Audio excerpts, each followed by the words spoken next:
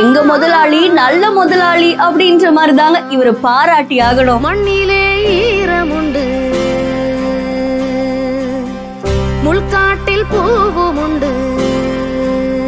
தன்னோட பிறந்த நாளுக்கு ஊழியர்களுக்கு இன்ப அதிர்ச்சி கொடுத்திருக்காரு.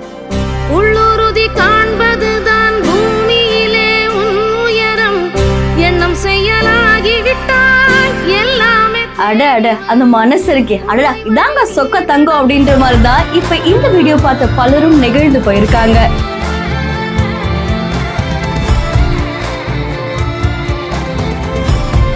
சேலம் ஏற்காடு சாலையில இருக்கக்கூடிய வர்மா கன்ஸ்ட்ரக்ஷன் அப்படின்ற கட்டுமான நிறுவனத்தை நடத்திட்டு வருவங்க தான் விஜய் வர்மா. இவருடைய நிறுவனத்துல கிட்டத்தட்ட பல பேர் பணியாற்றிட்டு வராங்களாமா. இதுல அவருடைய பிறந்த நாளுக்கு ஊழியர்களுக்கு இன்ப அதிர்ச்சி கொடுக்கணும் அப்படின்ற மாதிரி ஒரு விஷயம் பண்ணிருக்காங்க.